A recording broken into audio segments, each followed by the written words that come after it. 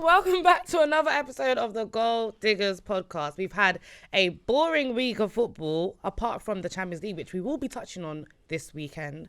But without further ado, I'll introduce myself. I'm your host, at Anita by me, on all social media platforms, and we're here with Shy Carter, Pip Jennings, Faye. I'm never gonna get my thing, Johnny. Don't worry, one day we'll just accidentally put Faye's that in the description. But how are you guys feeling about the new studio setup? Let us know in the comments your honest opinions, because we want to feed this back to the general manager of this studio. It's not finished yet. We can't ask them. Newcastle scored again. Is it 2-0? Oh my Okay. God, is it? Offside. Okay, so for the listeners, we're currently we've got the Carabao Cup final in the corner. But they're saying he might not be offside. Ooh. Because obviously this is behind it. This is spicy. Is this going to become a watch along? He's Fine. on might be. Is he offside? Oh no, look at that. Who's that? He's onside. Who's that? Whoever that is, near He's on. They post. said he's on. He's on. Hey. Oh. Faye, get off your phone. You're cheating the system. Sorry, I'm Faye, just, we're I want watching them this to together lose so as a much. community, Sorry. okay? They Faye! said they didn't give it. Oh, do you know what? Faye, put your phone on D&D, please. Sorry. How can we tell Faye to get off her phone for 1 second and she's already telling us the decision? How can they not give it? Sorry, that's crazy. It was on the same how they didn't give it to Lukaku. Whenever Liverpool go to Wembley Something and there's a is not VAR there. decision, just know it's going to be for Fugazi. Anyway, let's bring it back. Let's bring it back. That kind of rattled me. I don't know. I want to see a replay. All right, so Newcastle are currently 2-0 up in the Carabao Cup final. We're watching it whilst we are doing this podcast, so forgive us if there are some things that don't make sense during the audio. But Pip, she's so reliable, she'll probably tell you that we are reacting. I need them to what's on the understand. screen. So yeah, we'll keep you guys updated as we go along. But this weekend, Arsenal took on Chelsea in what I thought was a glorifyingly boring 1-0 match. Just me, I don't know. No, it wasn't just you. It's the only person who wasn't, actively involved. I struggled. Yeah, as a neutral, how was that for you? Let's Boring, talk about bruv. it. I fell asleep twice. I did, like the nod where you're like, Yep. I did that about 4 times. It was boring. I can't. I don't know. It's interesting because we was having a conversation before the game started, right, in the group chat when we were talking about Cole Palmer not being in your squad. And, several of you guys were talking about how it's going to completely nullify your attack. And we were like, but he's not been playing well. So, what do you mean? I get it. Do you know what? Put my hands up. I'm not a person who can, doesn't admit when they're wrong. It's wrong. Get it. That was dry. The second I saw Cole Palmer wasn't in the squad, I said, I don't know if I want to watch this. Faye, how did you take to Cole Palmer news? It was crazy because last night one random Ozil account said that he's not going to be playing. And everyone was like, who the hell is this guy? Who the hell is this guy? Lo and behold, there was no Palmer. There was nobody. The only person we had on the bench was George, 17-year-old boy or 18-year-old boy. So it was just like, you just knew that we wasn't going to do anything. I said I'd be very surprised if we had a shot on target. Did we have a shot on target? We had 2. Cucurella. Oh, Cucurella. Oh, yeah. And Raya tried his hardest to let that tumble into the back of the net as well. Our left back, most threatening player on the pitch. Yep. for us. Shy, Hello. you got a win against Chelsea. Not like it was going to be a surprise, but you got a win against Chelsea. Yeah. How was that match for you, in your perspective? Rubbish. Okay.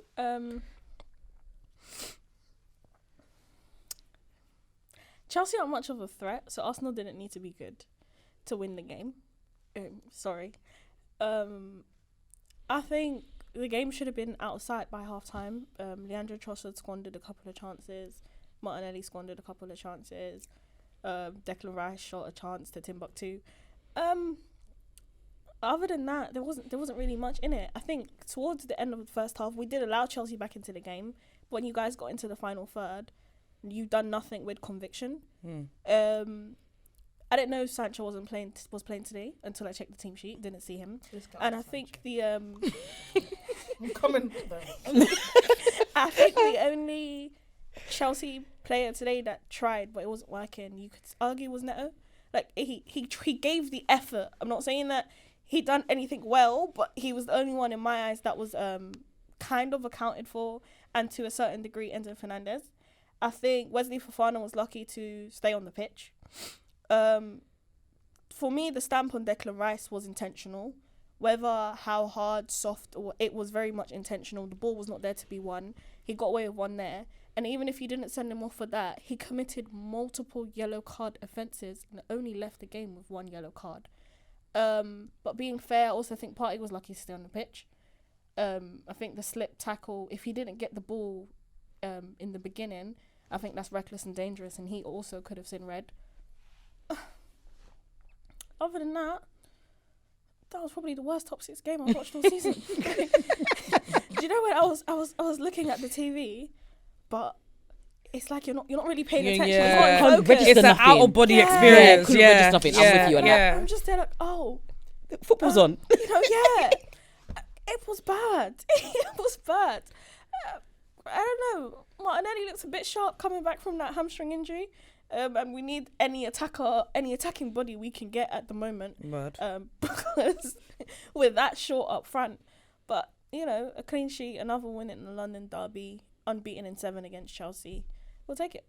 Unbeaten in 7? Yeah, you haven't beat us in 7 games. That's disgusting. I think there's been 6 wins, 1 draw. Damn. Yeah, that's actually disgusting. I mean, unbeaten in 7 ain't great, but like I would have thought that there were more draws in that. Nah. Shame. Chelsea have been shocking. Okay, let's look at the match in totality, right? Chelsea failed to get the draw. In my opinion, I think the draw was for the taking. Looking at the team sheets, obviously Arsenal will always have the edge, but I was thinking if Chelsea were going to get something, it would be from this. I think I was a little bit surprised where Nkunku was positioned. He was positioned a little bit more out wide. And I was a little bit like, okay, you've tried Nkunku up front. It hasn't worked in Premier League games, but it's worked in Conference League games, right? He's been our top goal scorer in Europe. Europe. He's been our top goal scorer in Europe. Sorry, apologies. I'll respect the Conference League. Thank you. He's been our top goal scorer there. So the decision to put him out wide and to put Neto as a false 9 was a bit weird to me. But Faye, talk us through the attack today and why they failed to get into that final third and make something happen. Nothing was delivering. Oh my God. It's worrying. If looks could kill, if you're listening and you're not watching. We struggled against Copenhagen. Yeah, Copenhagen, we struggled. So I don't know why you try and take the same attack again against Arsenal. It just made no sense. When you look at Arsenal, their attack might be shit, right? But they've got like one of the best defences in the league. So, if not the best. So it's like, what are you planning on doing? Nkunku doesn't offer anything. Even when our team was like the strongest, yeah, and we had Jackson, we had Nani, we had all these, I was going to say that anyone, we had all these guys, yeah. Good choice. When Jackson would come off and then Nkunku would come on, you knew that was it. We're not doing nothing. Game over. Why is he doesn't like? Here's my thing. Sorry, I have to say this again. I've always said, Maresca, you have this big squad. Utilize it. You're not utilizing the squad. You're not utilizing the squad at all. Nkunku offers nothing. He doesn't track back. He doesn't even tackle. He doesn't run. He's not in the area to shoot. He cannot pass. He's just there taking up space. And he was on the pitch for like, what, 70-something minutes? Offered nothing. Sancho. Borussia Dortmund don't want you. Manchester United don't want you. Chelsea now don't even want you. I just feel like I'm a young, if I'm him, I'm a young boy. I'm trying to, make my stamp. I don't want to go back to Manchester. I'm trying. I need to try. He's not trying. This guy doesn't even tackle. I think they said last game was his first shot on target since December. He basically plays like every single game. I don't think he had one single take on. My thing is with him, yeah. You're an attacker, you're a winger. You're meant to be making your mark. You're offering nothing. He gets the ball in dangerous areas and he dribbles backwards. What are you doing? What are you here for? It's just like, nobody wants you and we need to take the fine and let him go back because he offers nothing. Every little 50-50, he pulls out of the tackle. He doesn't contest. He doesn't press. He doesn't track back. He does absolutely nothing. Again, the fact that we're asking for little boy George to come on is a disgrace. Neto, he's not a number 9. And he was running and he was trying, but he was still giving nothing. He was so fucking shit. It was just like, this is diabolical. When I looked at that front three, it was just like the goal's coming from nowhere unless somehow we get a penalty. We barely had any touches in the box. Last game, I don't think we had a touch in the box or we had a shot on target. And it's just like, where are these goals coming from?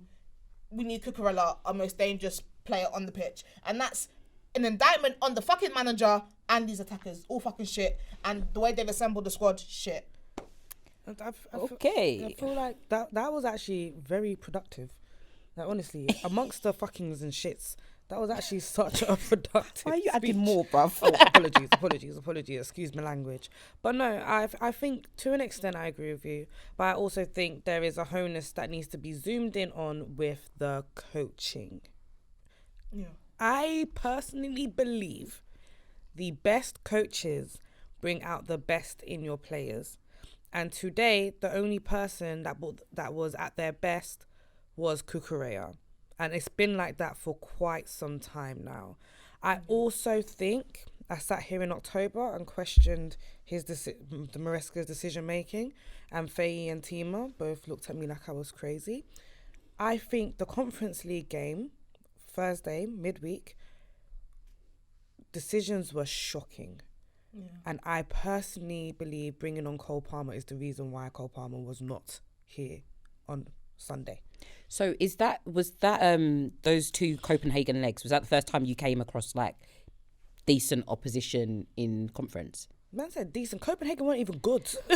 No, but I'm just no. So yeah, because I just want to understand, like, in terms of like how he played those two games versus how you guys played the group stages, like what was different in terms of his tactics, or have they always been iffy in that particular competition? The thing is, right, what I really do not like is the whole inverted fullback malarkey. I've been saying it from the beginning of time.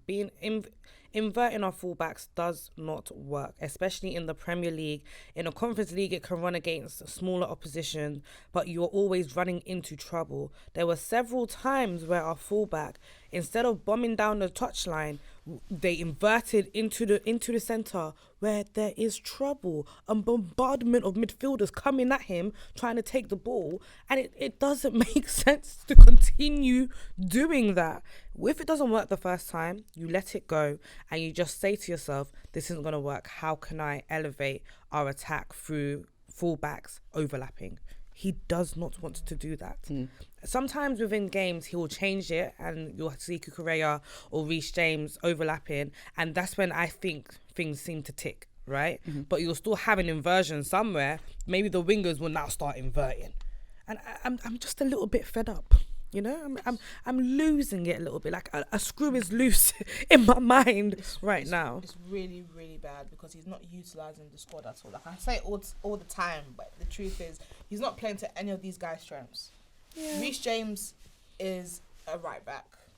Why are you playing him in midfield? I wanted to know. Why is Fofana, who's just come back from injury, playing at right back? Why is Enzo now playing as a 10? Why conference game you're playing Achipong, however you pronounce his name, Achimpong as a left back, and then you're having him inverting, so you have an Enzo playing basically as a left wing back. It just doesn't make any sense. Why is Nkuku playing left wing when he cannot run? What is like? It's just like things are just not making sense. And the fact that Cucurella's our most dangerous, that you're using him to get the goals, it's so crazy to me. This is not Pep and Gvardia, because we've seen it's not working anymore with them. They're losing. Yeah, he might be scoring, but they're losing. Oh. And this is who he wants to follow. All I can say is Pep's disciples, that it's not working out for them. It's not working for them. Stop copying him. Have your own mindset. To be fair, Arteta moved away from the whole Pep mindset. Yeah, he needs to. And Arteta's trying. Is it coming across? He's doing better than he did at the start of his tenure at Arsenal. Yeah. But okay, so we spoke a lot about, You disagree? Same old. Okay. We've spoken a lot about Chelsea and Maresca not using or utilising his players. Arsenal. You have probably just as many injuries as Chelsea have currently. Probably even more major because you were actually in a title race. Well, were. Let's think about it. Arteta, has he utilised your players in a way that you are happy with how you are playing football. Because you beat PSV 7-1, but then on the return fixture, y'all looked a little. Do you know what's so funny? What? You thought whilst there was a Madrid derby on TV, I was watching the Arsenal PSV return leg.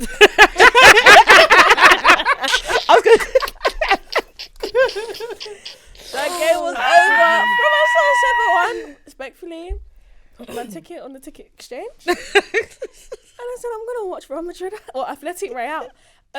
But in terms of the games overall, I think Arteta, at first, no, because it was very clear to me, even though he was young, that Ethan Nwaneri needed to be in the squad in some way, shape or form, just because of what he's brought, especially when Martinelli was injured. I think with Arsenal, having so many attackers out prior to Martinelli's return, there was nothing he could have done in terms of up front, in terms of changing things. Because it's like, okay, he went with Odegaard, Trossard, Sterling. Didn't work. Then he put Mikel Moreno in the 9. He went with Nwaneri, Odegaard, Trossard. Didn't work.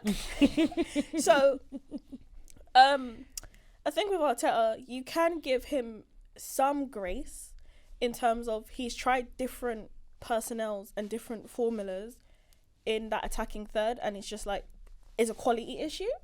But where I don't give him all the grace is that, unlike Maresca, he's had time to build this squad. And it's unfortunate that you get so many injuries in the same position, but injuries are a part of football. You have to build your squad better. You can't and say, oh, what am I supposed to do? When you've had ample opportunity, we're talking about 6 transfer windows or 7 transfer windows to buy other attackers. You drained the life out of Saka. Drained the life out of him to the point where his hamstring was falling off a bone and he had to get surgery. And now you're probably going to rush him back because... Do you not hear that he was saying, like, after the international break? After the international break. I was thinking, whoa, let him rest. But this is what I'm saying. Has this man even touched grass yet? Like, is he training on grass? What talking about? He They're talking about started bringing training him back last for week. Madrid. But yeah, so now you're going to need to bring your club's best player back early after, what was it, grade 2 hamstring? Sammy, help us. Which we saw KDB out for however long he was out after that Champions League final. You're gonna have to rush him back because you've now got the biggest game probably since the last time we played. Well, actually, that's a lie. Probably 2011 Barcelona in the Champions League at home. Question: Yeah. if you end up winning it and Saka's finished for like he plays 5 games injured, five games injured, would it be worth it to you? No.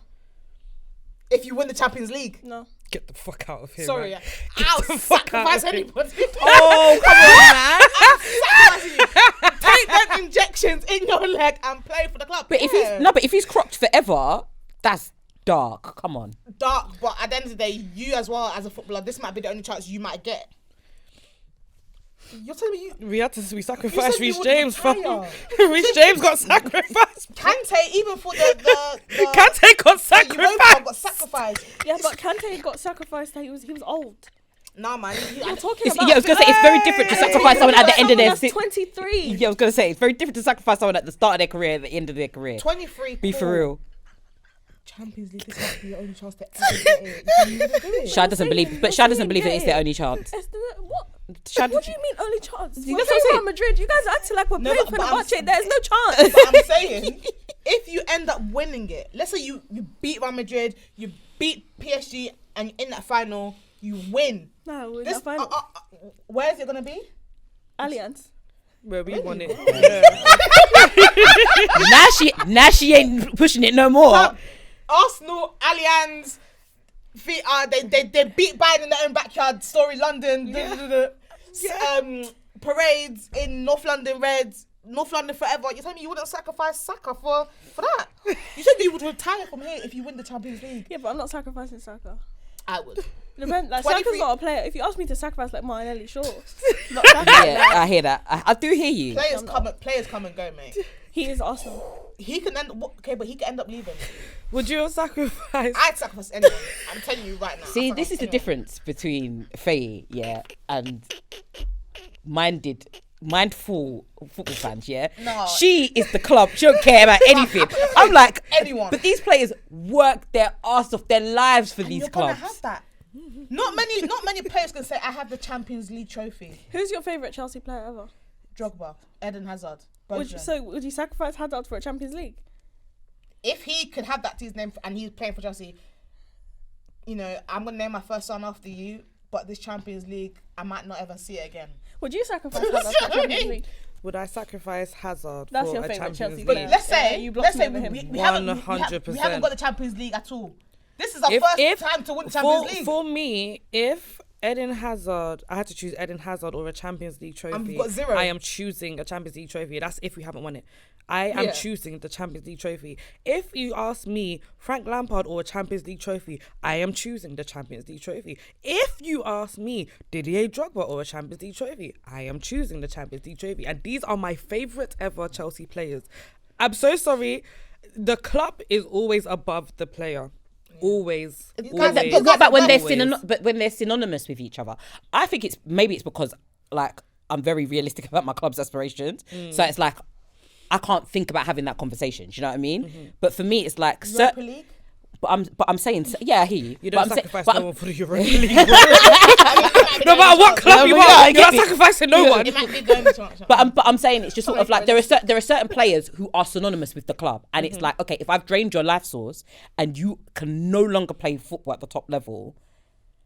No, she's not saying like not playing football. Like it's just like every few games that Reece James, another every injury, game like he's a gonna Reece be James. He's gonna be injured every like 5 games. Like you become like a Reece James. Load management. That's such a shame. That's such a shame, though. But Sorry, it's such a shame. But I'll Reece take James is still a Champions League winner. Correct.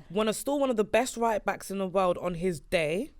But the problem is that his day doesn't come any. his fault. Yeah, and that's got what they would say about Saka. They'll say the same thing. They'll be like, "Oh, Saka's one of the best right wingers in the world Black boy on from his London, day." Nigerian boy. But he's a Champions League winner. He Champions took League his winner. team He brought to Champions League glory. brought Do you know what? Even Thierry Henry couldn't bring that to Arsenal. The What about magnitude Chelsea? All of these guys. Saka bringing a Saka, Champions League. Build him a statue. There's so much magnitude in winning your first Champions League I promise you, trophy. the feeling. Maybe because you haven't had the feeling. It's one of the And kind. that's what I'm just saying. That's what I'm saying. One Like of maybe a I'm kind. so far removed from it where it's just like I can't even fathom. So Yeah, it's probably one of those ones because I just feel like if you ask anyone that loves their club, the club to sacrifice their favourite player just for them to just be injury prone. Saka's not even my favourite Arsenal player. That's what's crazy. Who's your favourite Arsenal player? Odegaard. Would you you would sacrifice sacrifice him. Odegaard? see, for me, You were sacrificing. You get it. I would. Because I don't know what it is about the thing Saka, about but I Saka, would. no, because Saka plays for England, didn't it? You want him to be fit for Yeah, England. that's what- You want him to be fit for okay, England. so you get it. You I get get it. it. I get it. I get it. Because but that's a difficult one, isn't it? I don't support Belgium. I don't get Eden Hazard Odegaard out here. ain't Belgium, babe. No, I'm saying Eden Hazard. Oh, like, Eden Hazard got you. I can get Eden Hazard out of it. I don't support Belgium. Like, whether I you're don't fit or know. not, It's just like respectfully. you see a whole career ahead of somebody, and like you said, if you're comparing it to like a Reece James, it's like yes, by all means, you have the jewel in your crown for your career, but it's like when we know that he can do so much, and you're just excited to see the rest of it. It's like, do you really make that sacrifice at this age, 23? Look, I'm so sorry. Other players will come through. They will come through, and they put themselves first. you got you honestly you do. He might say Real Madrid might come knocking one day and they'll be like, I've done everything I can at Arsenal, and he didn't sacrifice for the Champions League. There you go. Real Madrid's got. If Real Madrid comes calling for Reece James now, I can say, okay, you've given everything for this club. I'd even pack his bags. Do you get it? You want to pack his bags if Como came for, if anybody came for him, bruv. There's one Arsenal football club, but there's millions Sakas out there. You're actually not a real. You're not a real person. You're actually not a real person. Millions, you know. There's millions of Sakas out there, bro. Are there millions? There's millions of Sakas. And There's are there, only one club. There's millions of suckers out there. are there millions? But that's the funny. thing. Are there millions of sackers? And are there millions of sackers, There's with bare all due sackers, respect, that are either going to come up through Arsenal or Arsenal are going to attract to come to their club? I was seeing Arsenal fans saying, when Saka comes back, we need to play him here, and we need to play Waniweri there, and we need to play this one there. They were willing to push Saka to get Waniweri Henry and Odegaard out of here. So. Shazboard. Do you know what I'm also weary about is when Saka missed that penalty for England, there was Arsenal fans calling him names. Anyone at any point can be They can turned get on. it, man. But okay, that was a massive tangent. Let's go back. Let's read it back. All right. I don't feel like there's much to talk about when it comes to the Chelsea-Arsenal match. It was boring. Chelsea were bad. Arsenal weren't great, but they still managed to get the win. Okay. Shai, what do you think about Mikel Moreno? Because that's something I've wanted to ask an Arsenal fan for a while. I don't think he was a necessity. I think Arteta has a attraction to midfielders that remind him of himself. Mikel Moreno plays like Arteta. He's just taller, a bit more stocky. I don't know if that's a compliment or a diss. Should it be a compliment? Oh, come on. Said derogatory. Cool. But he's come up with some big goals for us, so he's been useful in that aspect. But I just don't think that he was worth the summer investment that we paid based on the product that I've seen from him so far. And what do you think of the whole Arsenal need? Actually, to be honest, we all think Arsenal need a new striker, but obviously with Champions League and with the with the Premier League still for grabs, but it's not still for grabs. But with the Champions League potentially still for grabs, do you think he will be enough to bring you to the next stage? Couldn't even ask that question seriously myself. I think when it comes on looking ahead to Real Madrid in the Champions League, I think Arteta needs to watch and study. Sorry, I think I said Atletico. I was meant to say Real Madrid. Arteta needs to watch and study that film of the Madrid derby, and look how Atletico were off the ball and how disciplined they were off the ball. If you're to even stand a chance, I watch Madrid a lot. The only advantage two advantages I think Arsenal have over Madrid in that tie is defensively as a unit. I think we're better than them, and I think Madrid have a vulnerability from set pieces. That's Arsenal's only two saving graces. This upcoming quarterfinals, will be the toughest test for Arteta as Arsenal manager. If he manages to come out of it, he deserves all the credit in the world for beating one of the best teams in European football. Even from especially, I'll give him his credit, especially given the fact that the second leg is in the Devil's Playground. No one comes away from that place unscathed. And the worst thing about Madrid is that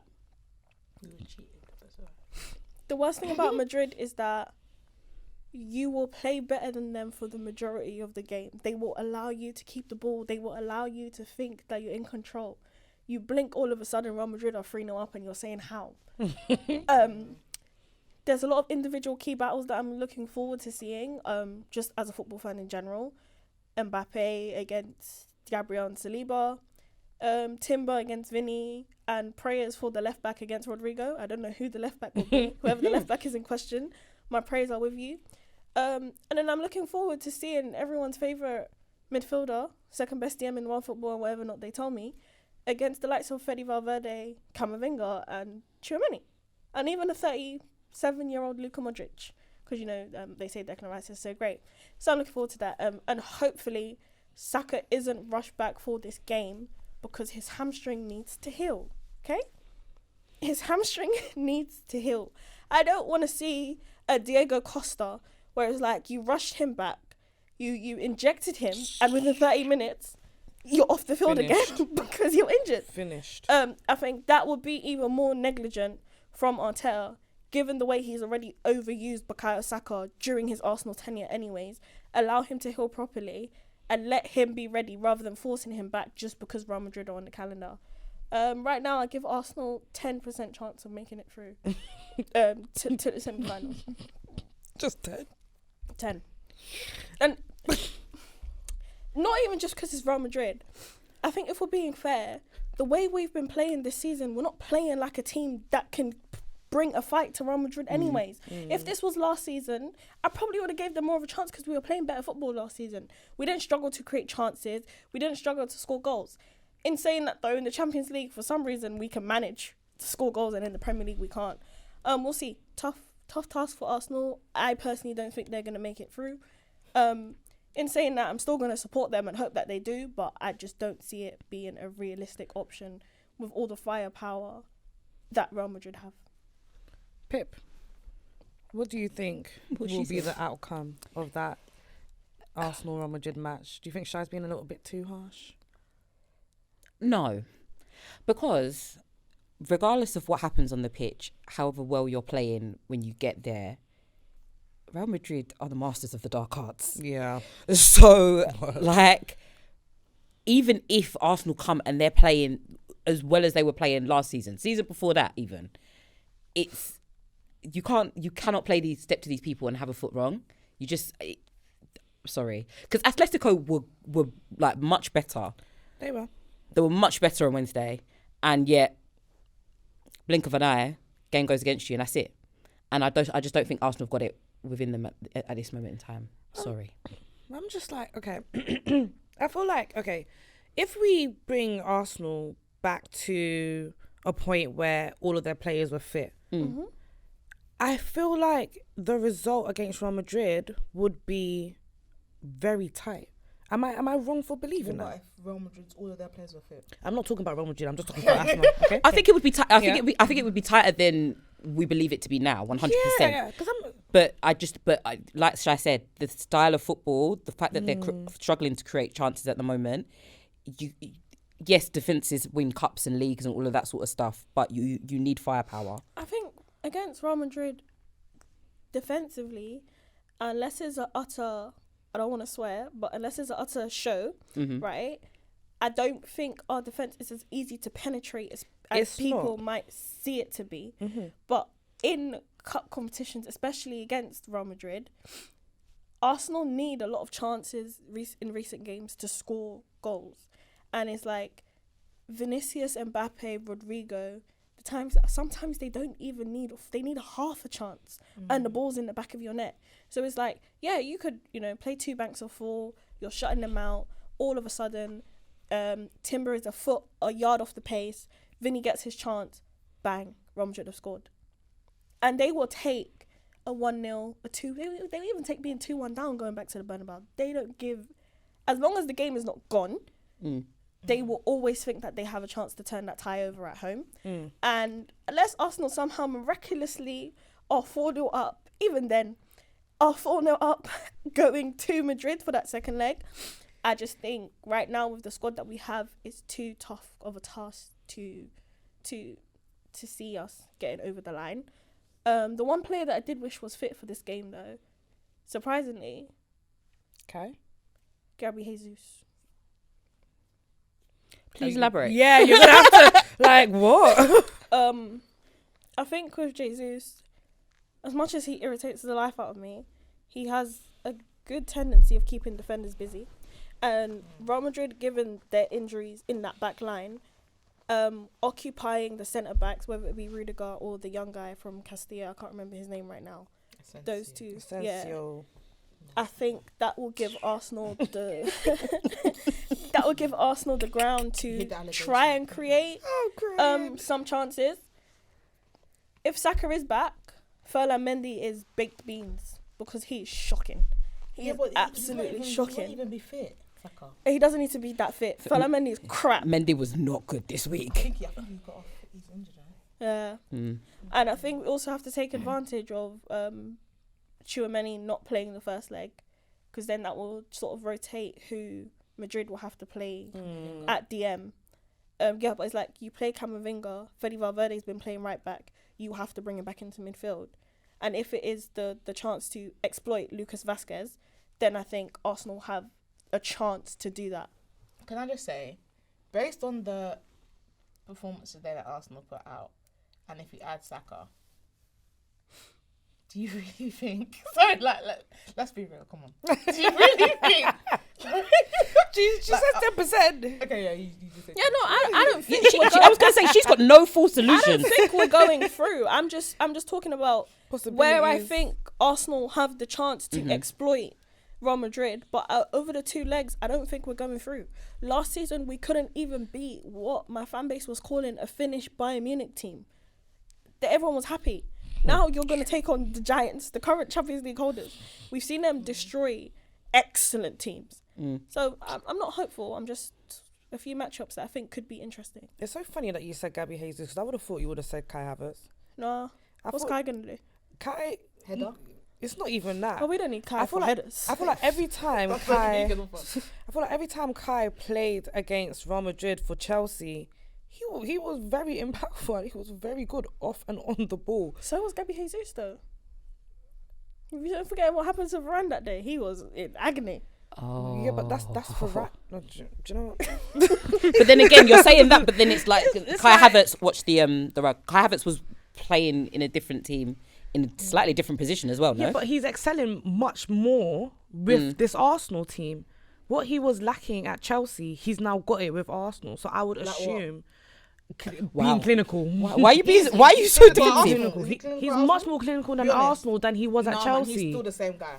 He's more clinical at Arsenal. He's in a much better in his team. first season at Arsenal, did he not beat his totality score? I think it was by like 1 or 2 or something. But he still beat it in the first year. He was with us for how many years? And he beat it in his first year at Arsenal. He is one thing Chelsea fans need to accept is that he's evolved. At Arsenal, he has. He's evolved at Arsenal. He is a better player at Arsenal than he ever was for Chelsea, and that's okay. He's not. I think that's a bit disingenuous. I think Kai has definitely improved. In what? At Arsenal than at Chelsea, and I just think that's because confidence, maybe. But he's always been a confidence player. But I think he's not like his confidence, maybe, but like what? Like I'm struggling to see. Like when You don't think his game is improved at all? When I watch Arsenal to do my hate watching, yeah. Okay. And that's sometimes. I look at kind of and I see this is the same guy literally at Chelsea. I don't think so. I think in terms of him being wasteful, you can say there's similarities, but I definitely think other things has improved. I think his decision making has improved. It has. Not drastically, but is made a change. In terms of his finishing, the thing that about Kai is that he confuses you because he will have simple layups that he will miss, and then he will have a difficult chance of from like an obscure angle and he scores. He'll score. Or, He'd do that at Chelsea as well. yeah, but that's what I said. I think that's the thing with Kai, and I think with Kai Havertz, the less time he has to think, the better he is. If you ask Kai Havertz to finish something off instinct, I think 8 times out of 10 is going in the back of the net. If you ask him to sit there and think, should I place it? Should I lace it? Should I curl it? It's going somewhere where it's not supposed to go. And I think he's improved. In a pocket full of space. He had that against, was it Man City? That's what I'm saying. Like he had time to think and he made the right decision. I'm telling you, he's the same person. I promise you, he's the same person. I think he's improved though. I don't think he's the same exact player he was at Chelsea. Not even a little bit, Faye. No. Wow. I think okay. he came for that first season with Arsenal and it's like, you know, I've got something to prove. I'm in there, blah, blah, blah, blah. He didn't start off well. And then he grew But he didn't start off well because Arteta played him As left an eight. everywhere. He played him everywhere. Yeah. But it was just like, do you know what? I'm still here at the new club. I want to try, blah, blah, blah. What was it like? From February, he started picking up and scoring and stuff. That's what he was doing at Chelsea. But the difference is Arteta manoeuvred his positions to find which position works well for him. And so did Lampard. Lampard Lampard tried. played him everywhere. Lampard tried. Tuchel came in and just said, this is your position and this is where you're going to play. And that's when he started excelling. And then he moved to Arsenal and he just started increasing his productivity on the ball and off the ball, in my opinion. But we don't need to go into it. All right, Monday, maybe me, you, and Tima should have a sit down about past Chelsea players and talk about how they're progressing right now. All right, so I want to talk about leave Mason Mount alone. Where did the stray even come from? I thought you were talking about All right, so Faye, Arsenal face Real Madrid. Can you give me a prediction going into this match? Of course, it's going to be international break next week, but the first leg. What's your initial prediction? Yeah, for the first leg. At the Emirates. Yeah. I think they lose 3-1. Okay. Like you said, they might get a set piece, Arsenal. But I'm going to be for real. We need to be honest here. I feel like Vinny, he's going to be like, I've got something to prove. Yeah. They only conceded 1 goal at home in the Champions League this season, though. Yeah, but you're facing the big dog. Facing the big dog. It depends on who comes back for Real Madrid as well. They've got a couple of people out. So what's your prediction, Pip? Just first time prediction. Maybe same. Maybe 3-1, 2-1, 2-1. Yeah, okay. Yeah, you know what I mean. Shy prediction. 2-2. All Who's right then, sis. Wait, so who for you scoring 2 goals? Saka will be back. But you know he shouldn't even be playing. He shouldn't, but he's gonna play. You're very spiny for somebody that doesn't want Saka to come back. So who is it? Do you want to sacrifice Saka or not? No, but he's gonna play. That's the reality. It's not her choice. No, actually, you know it is 2-2. Gabriel scoring from a set piece. I can give you that. That's how big Yeah, game I can. That's why I gave it 2-1 because that's what I felt. Because Yeah. Real Madrid Yeah. defending set pieces, they're worse than Chelsea. I promise you. Thanks. Oh, All right. welcome. My prediction. I'm going the same with Pip, 2-1 to Real Madrid, and I think it'll be a last minute 2-1 because you know Real Madrid love that last 5. dog. That's extra telling you. time. Oh God. Imagine That extra time. Oh. Huh? What she said? I said, imagine Jude got skulls on you.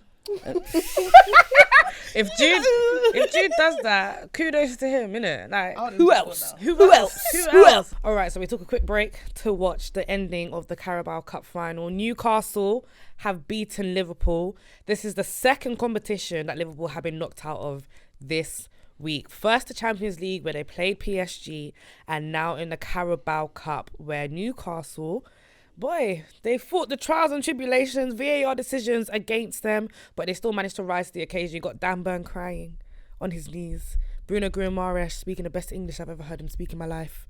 It's been an amazing match to watch whilst we've been recording. But live reactions from the gang. What is there to make of this final? No Mo Salah goal on the score No sheet. Trent, no party. It seems. Ooh, tell me more. He got injured in the PSG game. Yeah. I was just thinking, I was asking the girls, trying to think back. Liverpool played in a lot of cup finals, and I'm trying to think of an outstanding Mo Salah performance, and not one comes to my brain immediately, which tells me that he hasn't had any, or else I would remember it. And I think it's so funny that the player that they compared to Neymar and Eden Hazard not having a standout cup final performance is pretty hilarious, to be honest. Best African in the Prem, apparently. Allegedly. Allegedly. When Eto gave his cameo here. Anyway. But yeah, congratulations to Newcastle. They deserve it. And haha, Liverpool. Ella. No, leave Ella alone. Ella, man. It just really sucks that, look at Joe Willock, I'm so happy for him. Should have you to be happy for yourself. But I'm happy for Willock. That was a bad performance from Liverpool. None of their players turned up today. No, they didn't. And anytime Virgil van Dijk sees Alexander Isak, something always goes wrong for VVD. It is a bad cameo. But yeah, congratulations to Newcastle. Liverpool again. From a quadruple. It's always to good. a treble. Ooh. To a double. To just a single. And do you know what that single? What if they don't win again? No, that can't happen. What if they don't? Liverpool will need to lose, I think, 4 games for from Arsenal from their last 11. And how Yeah. you and Nottingham Forest, what's the point difference? Forest, I don't know. I haven't looked at the table, to be honest with If you. not, I think it's only 4 points difference between Nottingham Forest and Arsenal, I think. Have you played them yet again? No, we're 2. done. We drew both games. You lucky bastards. But even in terms of the title, speaking of Arsenal, I'm sorry, you can't have 11 draws in a season. In this How did we modern era. get back here? Because she just said you can't have, I think Arsenal have like 10 draws, something ridiculous. You got 10 in draws. this modern era and win a league title. I'm sorry. Some of those draws needed to turn into wins, especially against Forest, Fulham, Brighton, Chelsea. It's just too much. Arsenal got 12 draws when you guys won that gold trophy. That's why I said in this modern era. Okay, so. Yeah, and you don't have a gold trophy. Well, So in this speak modern about it era, carefully, how much okay? weight does it really hold? Okay. In about this it carefully. modern era, Speak about it carefully, okay? had to draw 12 games to get a gold trophy. So just wait for it to finish. Just wait for it to finish. You know what I mean? But Pip, let's get your reactions on Liverpool losing you know to what? Newcastle. It's always good to see a non-big club win domestic trophies. Always fantastic. Hate that it isn't us, but whatever, we're not good enough.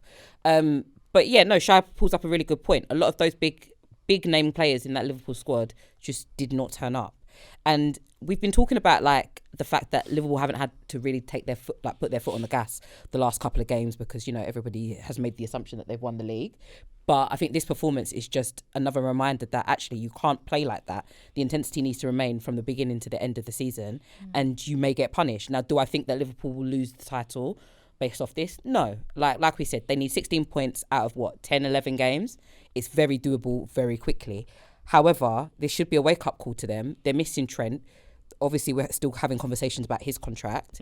Salah was off the pace, and VVD, like you said, when Isak's celebration, like get a load of this guy. Like, you know, these are all three players that are extremely important, and if they're missing, whether on the pitch or just from your squad altogether, it's a big problem for Liverpool. So they should be taking heed and paying attention. They can't sit on their laurels, and that's that. Free. I'm so happy. Why are you happy? Chelsea failed to beat these motherfuckers. Yeah, so how many times? It's enough. I'm tired of them winning this not stupid, but this trophy. Now they need to know how it feels to go all the way to Wembley and go home with nothing. Now they know. You sound like your voice is cracking. Do you know what I mean? Like, okay, they lost it once. Like, yeah, no, we've lost. How many times have we lost to them? Twice. In this competition. Twice in the final. That I can remember. Sorry, I Twice just in saw the a FA Cup. tweet. Yeah, it says Liverpool have been crumbling. Someone said ever since Jamie Carragher got disrespected AFCON. Oof. That thing about karma. Oof. Talk about Think about them tables. And They the gonna sad turn. thing about that is I hear the Liverpool man them don't even like Jamie Carragher like that. Now they suffering? God damn. All right. Well, for me, it's a little bit bittersweet because it's like if Newcastle could do it, why couldn't Chelsea? Oh, one of the 200,000 times you played. Do you get it? Competition. How many times have I trekked to Wembley to watch Chelsea lose to Liverpool in a final? Because the guys that you rate cost us, isn't it? Sorry? Faye? Sorry? Yeah, I don't think we should go back into this cup final stuff. No, the guys that you rate, Mount, you're throwing on goal. Why are you hitting post? Sorry, I would never. That's when it was like. Sorry. Who said I rate Mount? You don't rate Mount. I like Mount. As Gallagher a person, as he's well. lovely. Conor Gallagher came up big midweek. Exactly. Seen it now. Exactly. Was it toe punt? Yeah. Come on, it wasn't a toe. Knockout punt. either Don't do way. that. Come on. Come on. Don't do come that. on. What? Conor Gallagher's goal in midweek was nice. Like, It was come a on. toe punt. Okay. I've seen Werner score against Madrid, I think. Yeah. Pulisic. Okay, let's move it on. So Liverpool are now knocked out of the Carabao Cup. All they've got left to play for is the Premier League. And they play PSG midweek. And it seemed last week when they played in Paris, it just looked like no matter what it just looked like no matter what PSG threw at them, they couldn't penetrate Liverpool's defence. But the week after, it just seemed like everything went upside down. And I can't pinpoint my finger as to why that took a toll. They had him sussed. They played him at the Parc des Princes and they realised what they had to do. Liverpool had held it tight and they had a very lucky in which turned into a goal. But Luis Enrique was like, all right, bet, I've seen what we need to do to beat you. And they applied it at Anfield. I don't think it's anything different than that. But then it was just like I was watching both legs of those games and I was like, does that mean the Premier League is bad? Because PSG had them it was the first game that I'd seen Liverpool sweat. Yeah. I think in the first half of the first leg, they were like this. And every single time PSG got into the final third, it was punishment after punishment after punishment, just no end product. But in the second leg, I feel like it just wasn't that same type of intensity, especially coming from Liverpool, who had the leg up but failed to capitalise on it. I can't pinpoint as to whether it's a slot problem or whether it's a player issue. That was both, but that was more on slot because who told you to put the exact same team out? They got no one else. But what? I feel like they could have made a couple of personnel changes. Could you though? I don't think it was a slot problem though. I think it was a player problem, and the reason why I say that is because some of the chances over that two legs, especially Luis Diaz, that he squandered was disgraceful. And sometimes I feel like it's very harsh to blame managers if Salah's putting you through one-on-one and it's just you and the goalkeeper, you're not confident enough to take it, you're turning back trying to see if there's a passing option so that you don't have the responsibility of shooting. In cup competitions, you have to take those chances or else you're going to get punished. And I think when you look at the balance of things, Liverpool should have not come away from Paris in the lead. But that's the thing. PSG are known for squandering chances anyway. It's about how you take that pressure and how you apply it when you come back out in the second half. And in the second half, Liverpool felt the pressure, they soaked it in, and they got their goal. And that's what big teams do in big games. I think that game, Alisson saved them. God. But that's why he's one of the best goalkeepers ever. That is why. It's sort of like the way Real Madrid beat Liverpool in the Champions League final the last time they had played the them. best goalkeeper in the Courtois world. had a blinder. But I just think in terms of general overall play, I think PSG going through, from, in my opinion, hating aside, it was deserved. Salah tried, and I think the fact that Liverpool are leading the league, about to go and win the league title, covers up the fact that if it wasn't for Mo Salah this season, Liverpool would be dire. Nowhere. And any time, look, today he had an off game. His team lost the cup final. Against PSG, he tried. He couldn't make anything happen. Off game day. His team stunk. His team. PSG did well to shut him up. He tried. Nuno Mendes had a fantastic game, both legs against Salah. But I'm saying, if Salah doesn't turn up for Liverpool, no one else does. And it's sort of like when you go back to when their era first began under Klopp, it was like, okay, you lock up Salah, you have the threat of Mane, you have the creativity of Bobby Firmino, and now is you lock up Salah, you lock up Liverpool. That's just it. Like, if Salah's not ticking, Liverpool aren't ticking. And that's how they've been all season long. Apart from Luis Diaz's hot start to the season, he's gone missing. Jota's been in and out of injuries. He hasn't been great. Darwin Núñez, the less said the better. The guy's shocking. Szoboszlai, I don't think he's found his own. We saw Chiesa today. We haven't seen much of him this season, so I think it would be very unfair for me to give an opinion on what I think about his overall play. That's also a thing where you kind of look at Slot and you wonder, okay, could changes have been made much earlier? Could Chiesa have come in if you saw Salah was struggling? Could you have added another threat in Chiesa in that game? Obviously, it seems like Slot doesn't trust him too tough, but he was able to play him today, and Chiesa got the goal today. You know, when everyone knows that you put Chiesa in sticky situations, 9 times out of 10, he will thrive. He's not a player that shies away from opportunities, especially in front of goal, right? Could Slot have done more to make some changes in that second leg against PSG? That's all I'm asking. And also, who picks the penalty takers? The manager. Why was Darwin Núñez a penalty taker? Darwin Núñez's penalty record is actually very good. Is it? Yeah, it's You would have fooled me. That penalty was shocking. I think it's also You could have fooled me. The players force it as well. in terms of taking penalties. Yeah. But then order. No. For me, you're a order then. manager, I don't think he should have been number 2. You're the manager. But then as well, Alisson could have made some saves, like that last one. He should have saved it. But the thing is, yeah, we know when it comes to penalty. Speaking of Rudiger's penalty, sorry. We know that when it comes to penalty That was the last shootouts, one. It was the last one. No, but I'm saying that speaking of Rudiger's penalty, when the goalkeeper actually should have saved that. Yeah, that was the last That penalty. was the last penalty. Yeah, but I got them mixed up. No, you didn't. You were right. You No, but I'm saying Alisson, he should have saved the penalty. But the penalty, I'm thinking of Dowie or what happened with Doué. It was a decent penalty. That's what I'm saying. I made a mistake. Oh, okay. I mixed my keepers up. Okay, no worries. My bad. No, but even at that, with the whole order situation, as the manager, you make the order, you make the choices, you make the decisions. Whether or not Núñez's penalty record is great, is it great for Liverpool or is it great in general? I'm confused. I think in general. I think he has a very good penalty record for his country. For his country. Yeah, for Liverpool, he's been shocking. But I don't know how much penalties he's taken. I don't think he takes Liverpool. penalties for Liverpool, though. If Salah's on the pitch, who's taking a penalty? So for that's Liverpool? why it's just sort of Do you like, get it? Like, I'm just a bit confused. I was surprised. Van Dijk didn't take one, did he?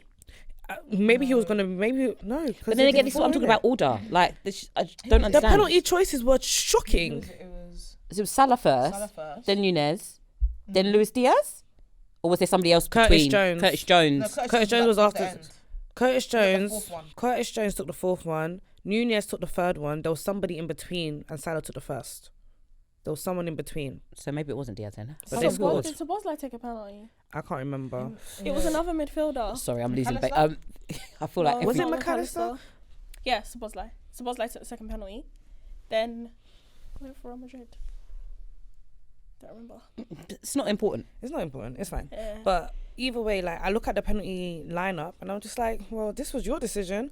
Why did you make these decisions? I feel like Ella could have told Slot from miles away that Darwin Núñez should not be stepping up to take a penalty for her club. Because he's not got confidence at the minute. Because Yeah. he's not playing. So why would you put But- him in the most pressure cooker environment? I don't I think when it comes to your penalty takers, you go by their record. Mm. And I think Darwin Núñez, I'm confident in saying this, for Uruguay, he has a very good penalty record. Mm-hmm. So it's like, who else was really on the field that was going to take the penalty? I do agree with you, though, in Virgil? terms of order. Mm. I think you send your two strongest penalty takers first, and then your third best penalty taker last, and you put the maybes in between. Because it's like, you miss one penalty, the momentum's already with the other team. Then you miss two penalties, it's like, you really need the other team to miss one now or else you're in trouble. And I think Real Madrid took some really good penalties. They also had a miss though, but they took some really good penalties. I also Real Madrid, PSG, sorry. I don't know what I'm PSG. saying.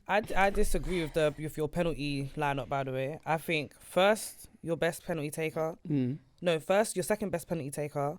Huh? Third, your third best penalty taker. Last, your best penalty taker. That's me. Oh, I but- One and five are the But most important. I 1 and 5 are the most important. Yeah. Third, But then Um, sometimes you might not get there. Yeah, that's How why I many think you have to times pick have we first. seen, Like Neymar. for example, Neymar, Ronaldo, you've seen teams go out in penalty shootouts and your best penalty taker hasn't taken a penalty. but that's the thing. That's just the how risk. that's how I'd prefer it. You see the way Chelsea did it in the Bayern Munich final? That's how I would have preferred it.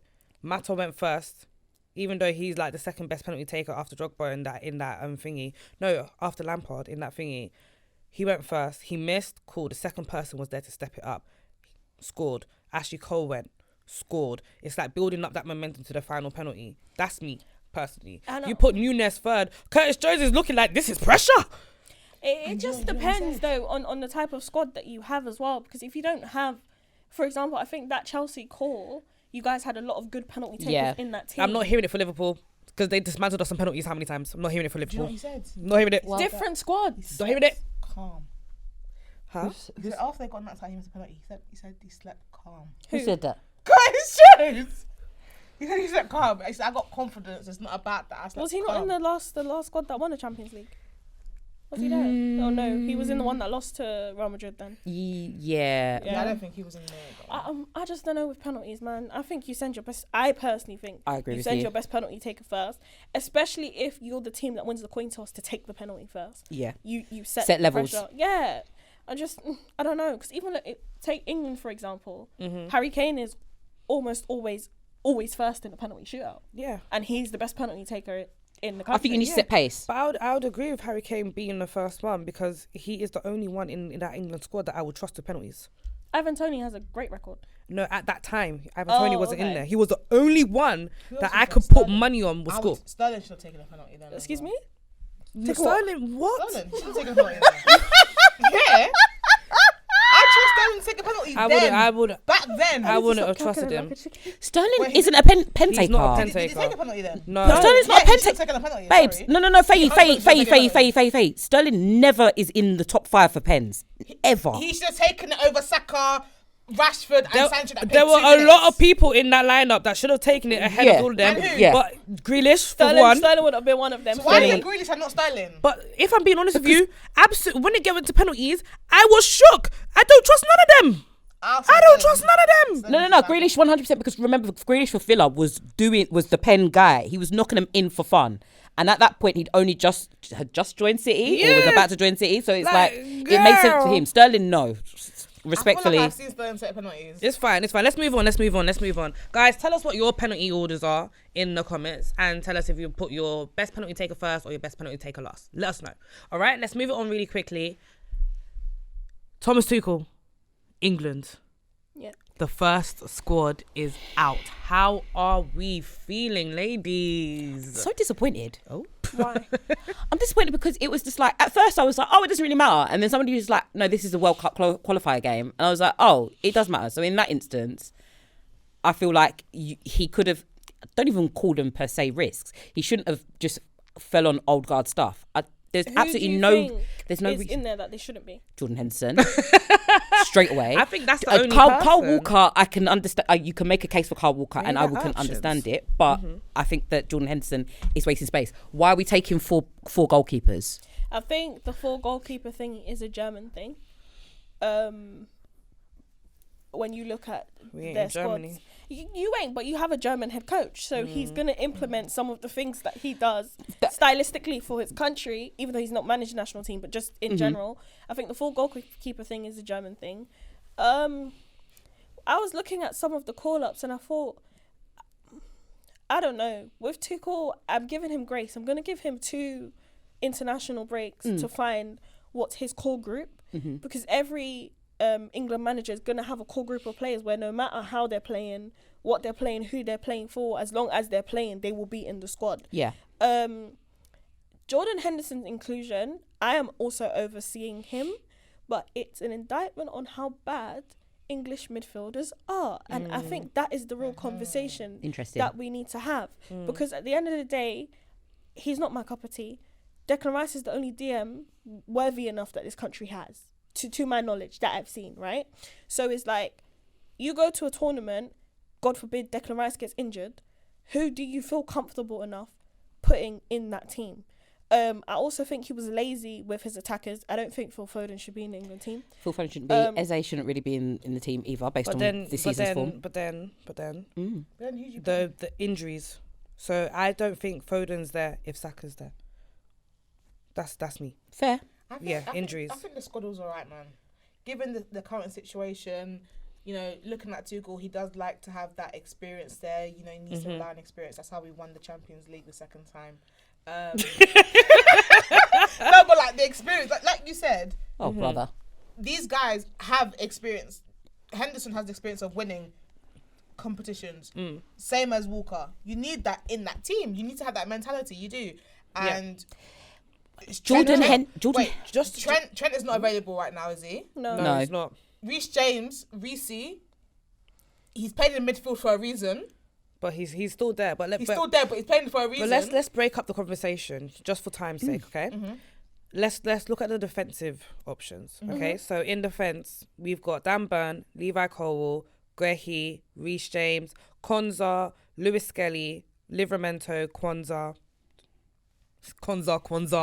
and Kyle Walker, right? Yeah, Are there any names in there that ring alarm bells? Why did Kwanzaa. No. Dan Burn.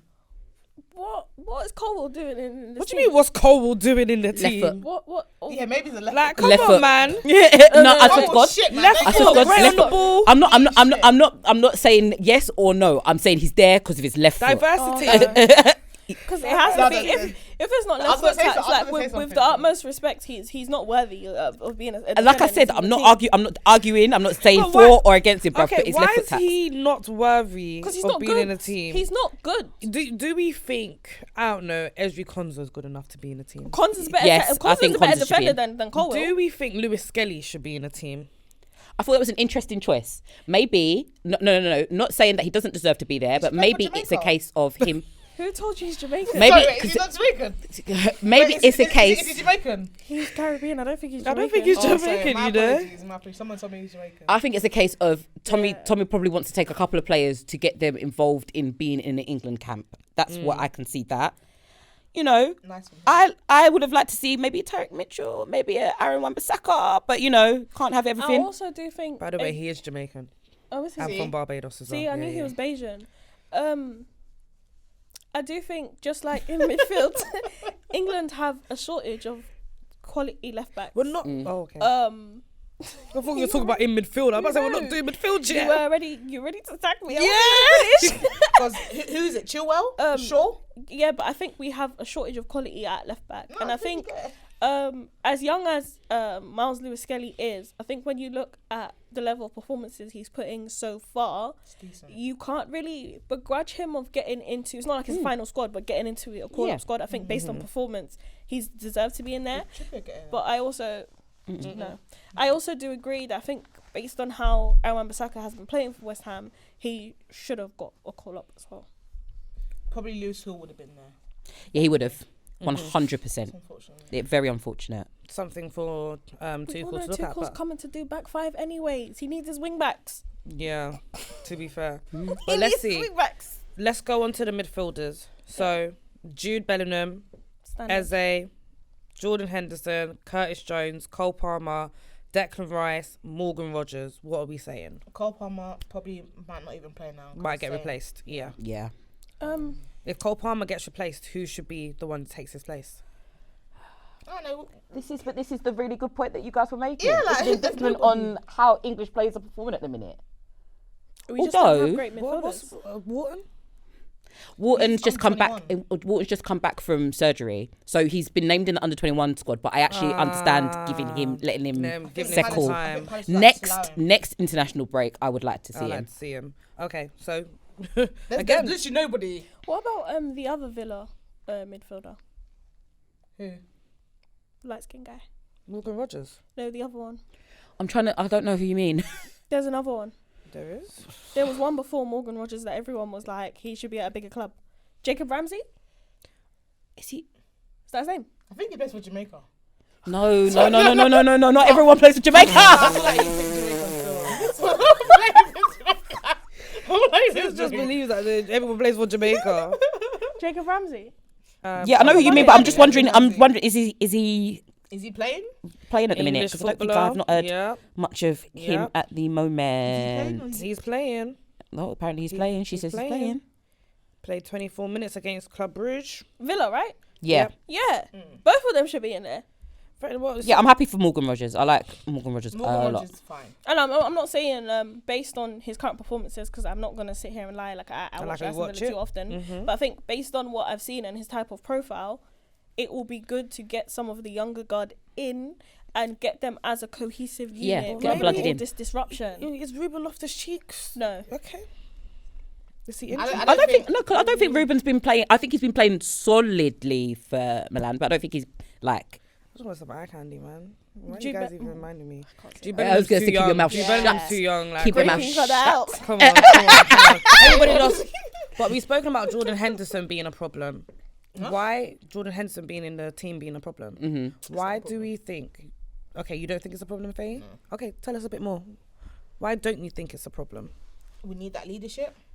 We need that experience. We need that mentality. Has he played for Ajax? No. No, he hasn't. A bad Ajax But team. sometimes you need that. You need that experience. Be like, come on, lads, we can do it. How can I respect you though if you can't even start for Ajax at the minute? Exactly. That's why sometimes you need, come on, lads, we can do it. Mentality. Come on, lads, we can do it. I can't even do it for myself, but you can do it. Yeah. What do you You mean? need that to surround the players. Yeah. Yeah, we got Who Jude. else? Because Jude. Huh? Jude. And do Jude's what? 21. Yeah, but he's still known in the dressing room to have such a presence. I think he's part of leadership as well now. He is. Yeah, but So- that's fair. He could be part of leadership. Also, I know someone's going to scream me about this, but Declan Rice.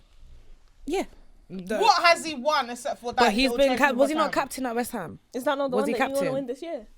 That's because we Look, can finish listen, the set. Declan Not Rice is a because of- future England captain, and you know that. He is. Declan really Rice is a is. future England captain, and you know it. Okay, Sorry. Okay, so what's anyone's reservations against Jordan Henderson? Is it just that he hasn't played? He for hasn't Ajax? played. I think Even though Jordan that's a Henderson big thing. decided to resign himself from international duty the minute he took himself over to Saudi. Sorry. First. I just feel like he's going to be one of those players for Tuchel, though. And it's just what... As I said, every manager has their style. And I think Thomas Tuchel likes to lean on more experienced players in the core of his team. Just like he done with Kante and Jorginho in the middle of the park. Aspie was big on I can understand it. I don't like it, but I can understand it. At Bayern, the same thing. So, we'll And see. trophies came. As long as it gets us trophies. If it works, it works. Like, I don't think there is an England fan that will complain if their favourite player is missing and England go on to win the World Cup. Yeah. Don't get me wrong. That's when you'll sacrifice Saka, huh? No, that's when I sacrificed Cole Palmer. What? Yeah. Oh, so that is their player. They want to play, right? Don't get me wrong. You see, like, you see, like, oh yeah, we won the World Cup. You know, but Cole reverse. Palmer wasn't there. Question. Uno reverse. If See? would you sacrifice Saka to win the World Cup? How for about we don't England? sacrifice Wait, anybody? wait. But Saka's playing like left wing back. Would you take it? If Cole Palmer's at right wing back. All right. Let's go to the forwards. We got Jared Bowen, Phil Foden, Anthony Gordon, Harry Kane, Marcus Rashford, and Dominic Solanke. I'm happy with Rashford getting back into the England team. I think he needed to get away from Manchester United. Like it wasn't. Rashford's never been a bad player, just up and downs with a lot of outside distractions. Yeah. When in Manchester, Ollie Watkins has had a bad start to the season. He hasn't been his usual self. Well, start. I'm saying start, but based on when you get the call up for the next England squad. But I think eventually he will break back into being in the England team. And I think Solanke, I thought he deserved it from the last ones. I know you're happy. Huh? You've been wanting Dominic Solanke. Yeah, because he deserves it. Sorry. He deserves the call up. I wasn't laughing about that. I don't know if he deserves the call up.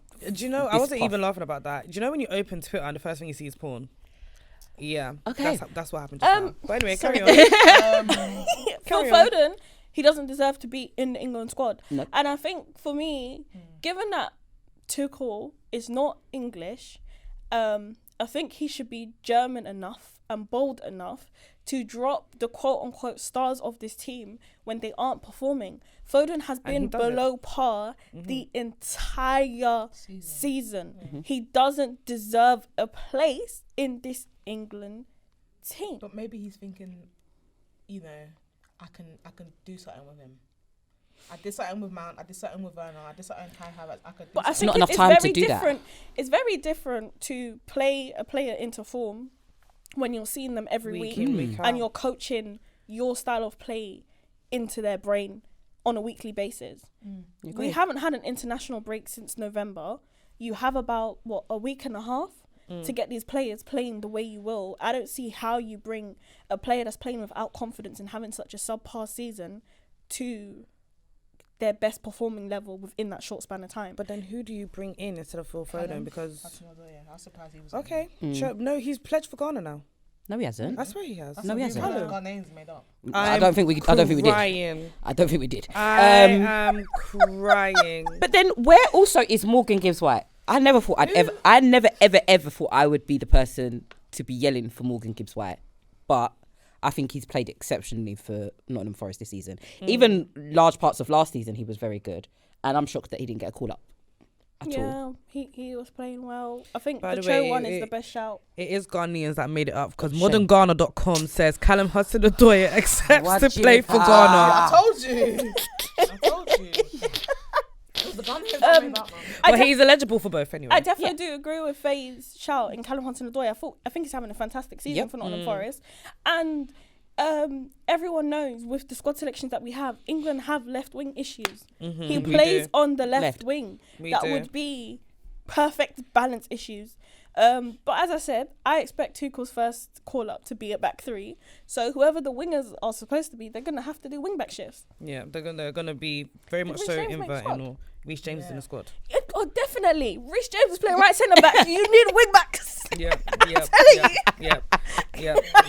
Lewis Kelly also gonna learn. So who's gonna be doing that on the left then?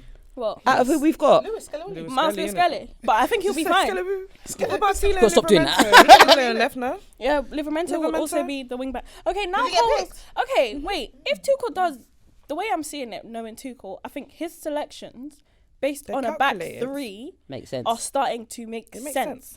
Cole in a back three, like how he was at Brighton, Left centre was back. decent. Dan If Burn, you're playing, Reece James. if you're playing Cole in a back two, I don't understand why he made the squad. But back three, everything's starting to make more sense. All Told you, right. that left foot. God Almighty, we're actually I'm really over time. excited to see what happens. When is England playing at Wembley? England play at Wembley on Friday, the 21st of March, and they will be playing go? Albania. We'll have this conversation off camera. Oh, sorry. England will be playing Albania, and England will then, at Wembley again, play Latvia. Why is it always these? When do we play Germany's? And we always get. Can we wait when it's not the qualifiers because we need to qualify? All right, Oh, sorry. Still like let's qualify first. All right, let's We walk. always Let's walk before we jump. Macedonia. Because that team, whatever squad that Tuchel's building with, that will not be a strong Germany side. It just won't. Okay, let's wait. All right, guys, it's been another week of the Gold Diggers podcast. Make sure you're following us on all our social media platforms at Gold Diggers UK on Twitter, at Gold Diggers UK _ on Instagram, at Gold Diggers UK on TikTok, and Gold Diggers UK on LinkedIn. Make sure you're following all of us individually as well. Why is everyone laughing? Nothing. Nothing on West Ham. West Ham lost. They drew with Everton. Oh, you drew? Yeah. Oh, sorry. Sorry, Relax. Pip, do you want anything to say on West Ham? Nah, man. Up the defence. Thanks. There we go. Up the hammers. Pip's been doing a lot of work with West Ham lately as well, you see. Coming up the irons. Yeah. Oh, Oh. yes. I need that. Um, I'm gonna need that clip. Yeah. I don't know why. I'm gonna need Up that. the I don't chest, need- up the I, irons, no, bro. I'm gonna need that clip. From when Faye was wearing Man United shirts, I know she's not real, man. Allow it. But I think anyway. I've got mental health, so I did that to wear. Oh, Now we can't. Now we can't use it. 'Cause anyway, guys, we will see you next week. Even though it's international break, we plan to be recording. If we don't record, it's not because of me and I put my name down to record. But yeah, I haven't actually seen you guys in like over a month. But hey, it's nice to be back. Anyway, see you guys next week.